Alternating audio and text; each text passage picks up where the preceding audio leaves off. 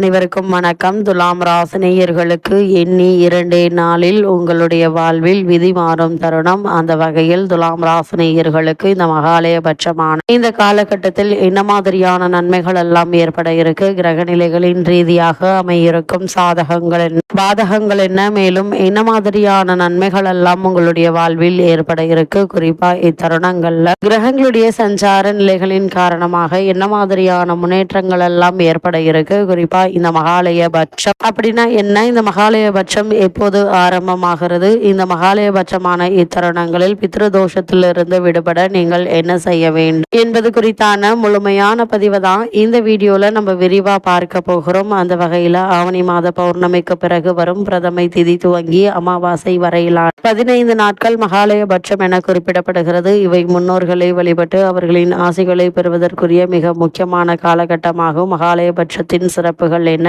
இந்த காலகட்டத்தில் நீங்கள் என்ன செய்தால் பித்ருதோஷத்திலிருந்து விடுபட முடியும் என்பதை தெரிந்து கொள்ளலாம். அந்த வகையில் மகாலயபட்சம் என்பது முன்னோர்களை வழிபடுவதற்குரிய மிக முக்கியமான காலமாகும். பட்சம் என்றால் 15 நாட்கள் கொண்ட ஒரு கால அளவு ஆகும். அதாவது பிரதமை திதி துவங்கி அமாவாசை வரையிலான 15 நாட்களை குறிப்பதாகும். பட்சம் என்ற சொல்லுக்கு கூட்டமாக வருதல் அல்லது ஒன்று சேர்ந்து வருதல் என்ற பொருளும் உண்டு. அதாவது இந்த காலகட்டத்தில் தான் பித்ருலோகத்தில் இருக்கும் நம்முடைய முன்னோர்கள் பித்ருலோகத்திலிருந்து பூமிக்கு வருவதாக ஐதீகம். மகாலயபட்சத்தின் 15 நாட்களும் முன்னோர்களுக்கு திதி தர்ப்பணம் சிரார்த்தம் செய்து வழிபடுவதற்கும் முன்னோரின் பெயரால் தானம் செய்து வழிபடுவதற்கும் ஏற்ற சிறப்பான ஒரு காலமாக நம்பப்படுகிறது. வழக்கமாக அமாவாசைகளில் நாம் யாருடைய பெயரை சொல்லி தர்ப்பணம் கொடுக்கிறோமோ அது அவர்களை மட்டுமே போய் சேரும். ஆனால் மகாலயபட்சத்தில் நாம் அளிக்கும் தர்ப்பணம் நம்முடைய முன்னோர்கள் அனைவரையும் சென்று சேரும் என சொல்லப்படுகிறது. அதே போல் இந்த காலகட்டத்தில் அளிக்கப்படும் தானங்களை நம்முடைய முன்னோர்களை நேரடியாக வந்து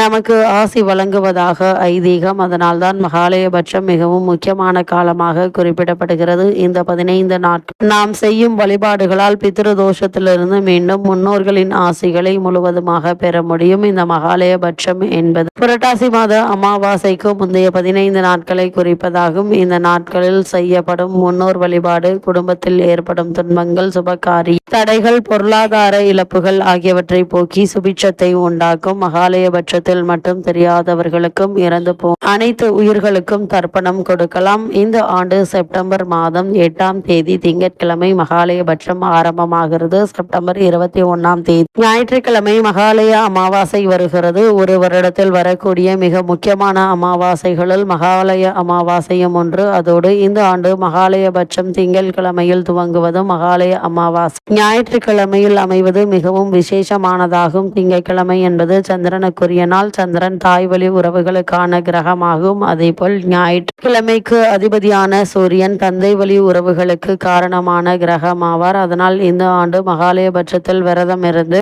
முன்னோர்களை வழிபடுவதும் முன்னோர்களுக்குரிய தர்ப்பணம் போன்றவற்றை கொடுப்பது தாய் மற்றும் தந்தை வழி முன்னோர்களால் ஏற்பட்ட சாபங்கள், தோஷங்கள் ஆகியவற்றை நீக்க உதவும். மகாலயபட்ச காலத்தில் பசுமாட்டிற்கு அகத்திக்கீரை கொடுப்பது, நாய்கள், காகங்கள் ஆகியவற்றிற்கு உணவளிப்பது, ஏழைகளுக்கு வயதில் முதியவர்களுக்கு உணவளித்து பராமரிப்பது, அவர்களுக்கு தேவையான உதவிகளை செய்வது ஆகியவை மிகப்பெரிய புண்ணியத்தை சேர்க்கும். மகாலயபட்சத்தின் 15 நாட்களும் முன்னோர்களுக்கு தர்ப்பணம் அளிக்கலாம். ஒரு வருடத்தில் கொடுக்க வேண்டிய 96 தர்ப்பணங்களில் மகாலயபட்சத்தின் 15 நாட்களும் கொடுக்கும் தர்ப்பணமும் அடங்கும். தை மற்றும் ஆடி மாத அமாவாசைகளை போல் புரட்டாசி மாதத்தில் வரும் மகாலய அமாவாசையிலும் அதற்கு முந்தைய 15 நாட்களும் முன்னோர்களுக்காக தினமும் விளக்கேற்றி வைத்து வழிபடுவது நல்லது. அது மட்டுமில்லாமல் தெய்வங்களை வழிபடுவது போலவே குறிப்பிட்ட காலத்தில் முன்னோர்கள் வழிபாடுகள், திதி, காரியம் போன்றவை செய்வதற்காக ஒதுக்கப்பட்டுள்ளது. தேவர்கள் இரவு காலமான தட்சியானிய புண்ணிய காலத்தில் பூமியை காக்க பித்ருலோகத்திலிருந்து முன்னோர்கள் பூமிக்கு வந்து மனிதர்களை காப்பார்கள் என்பது ஐதீகம். ஆடி மாதம் துவங்கி மார்கழி மாதம் முடியும் இந்த காலத்தில் புரட்டாசி மாத அமாவாசைக்கு முந்தைய 15 நாட்கள் மகாலயபட்சம் என்ற பித்ரு காரியம் செய்ய ஏற்ற நாட்களாகும். புரட்டாசி மாத பௌர்ணமிக்கு அடுத்த நாள் தொடங்கி அமாவாசை வரை நீடிக்கும். இந்த காலத்தில் நம் முன்னோர்கள் பித்ருலோகத்திலிருந்து பூமிக்கு வந்து நம்முடன் இருப்பதாக நம்பப்படுகிறது. அதே போல இறந்தவர்களுக்கான காரியம் தவசம் செய்ய என்ன திதியில் இறந்தார்கள் என்று பார்ப்பதுண்டு. அந்த வகையில் மகாலயபட்சத்தின் 15 நாட்கள் ஒவ்வொரு நாளுக்கு ஒவ்வொரு திதி 15 தேதிகள் கொடுக்கவோ தவறவிட்ட முன்னோர் காரியம் செய்யவோ ஏற்ற நாளாகும். இதுவே பித்ருபட்சம் அல்லது மகாலயபட்சம் என்று அழைக்கப்படுகிறது. இப்பித்ருக்களுக்கு ஏன் திதி கொடுக்க கொடுக்க வேண்டும் என்று பார்க்கும்போது முன்னோர்களின் ஆன்மா சாந்தி அடைய இந்த நாட்களில் திதி கொடுப்பதன் மூலம் இறந்தவர்கள் ஆன்மா சாந்தி அடையும் என்பது நம்பிக்கை. அந்த வகையில் பித்ருதோஷம் நீங்க உங்களுடைய குடும்பத்தில் இருந்தவர்களுக்கு சரியான திதி கொடுக்க முடியாமல் அல்லது தவறு விட்டிருந்தால் பித்ருதோஷம் ஏற்படலாம். மகாலயபட்ச நாட்களில் திதி கொடுப்பதன் மூலம் இந்த தோஷத்திலிருந்து உங்களால் விடுபட முடியும். அதே போல் பண்டைய கால வழக்கப்படி சிவபெருமான், ஸ்ரீராமர், ஸ்ரீகிருஷ்ணர் போன்றோரும் மகாலய நாட்களில் பித்ரு வழிபாடு செய்ததாக புராணங்கள் கூறுகின்றன. மகாலயபட்ச நாட்கள்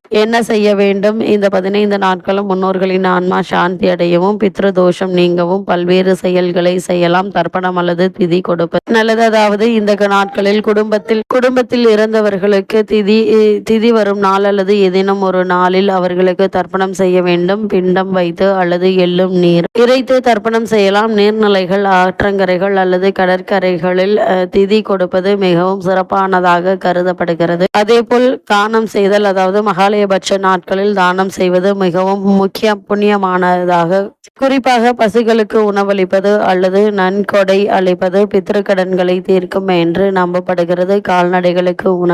கால்நடைகளுக்கு உணவளிப்பதும் இந்த நாட்களில் செய்ய வேண்டிய முக்கிய காரியமாகும். அது மட்டுமில்லாமல் மகாலயபட்சம் ஆன செப்டம்பர் 9ஆம் தேதி அன்று வருகிறது. இந்த காலகட்டத்தை பொறுத்தவரை மகாலயபட்ச காலத்தில் வீண் பேச்சுக்கள், தேவையற்ற சண்டைகள் மற்றும் முடிவெட்டுதல் போன்ற செயல்களை தவிர்க்க வேண்டும். மேலும் நீர் நிறைந்த காய்கறிகள், குறிப்பாக பாகற்காய் மற்றும் சாதம் ஆகியவற்றை உண்ணக்கூடாது. தூய்மையை கடைபிடிப்பது, சைவ உணவுகளை உட்கொண்டு இறை வழிபாட்டில் ஈடுபடுவது நல்லதுங்க. இது முன்னோர்களின் அருளை பெற்றுத்தரும். அதே போல இன்றைய நாள்ல துலாம் ராசினியர்களான நீங்கள் தவிர்க்க வேண்டியவை என்ன என்று பார்க்கும்போது தேவையற்ற பேச்சுக்கள் மற்றும் வீண் சண்டைகளை தவிர்க்க வேண்டும். குறிப்பாக மகாலயபட்ச காலத்தில் முடிவெட்டுவதை தவிர்க்கப்பட வேண்டும். உணவுப் பொருட்கள், நீர் நிறைந்த காய்கறிகளை உண்ணக்கூடாது. பாகற்காயை தவிர்ப்பது அவசியம். தவறுதலாக கூட சாப்பிடக்கூடாது. அதே போல இக்காலகட்டங்களில் செய்ய வேண்டியவை என்ன என்று பார்க்கும்போது வீட்டை சுத்தமாக வைத்திருக்க வேண்டும். மகாலயபட்ச காலத்தில் வீட்டினை சுத்தமாக வைத்திருக்க வேண்டும். தினம் குளித்தல், இந்த நாட்களில் தினமும் குளித்து தூய்மையை பேண வேண்டும். சைவ உணவுகளை மட்டுமே உட்கொள்ள வேண்டும். தினமும் இறை வழிபாட்டில் ஈடுபடுவது நன்மை பயக்கும்.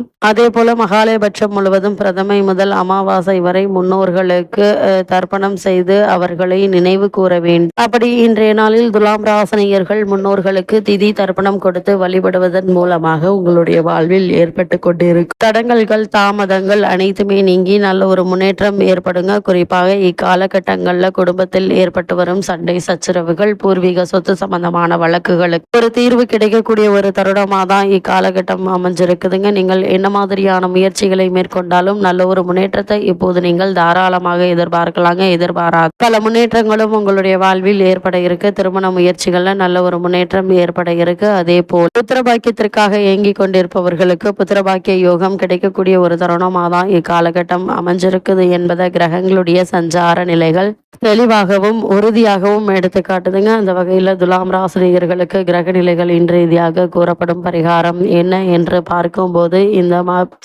மகாலயபட்சமான இக்காலகட்டங்களில் முன்னோர்களுக்கு திதி தர்ப்பணம் கொடுத்து வழிபடுவது மட்டுமல்லாமல் உங்களால் இயன்ற அளவு யாராவது ஒருவருக்காவது உங்களால் இயன்ற அளவு உதவி செய்யுங்க. எண்ணற்ற நன்மை உங்களுடைய வாழ்வில் ஏற்படும் என்பதை கிரக நிலைகள் உறுதியளிக்குது.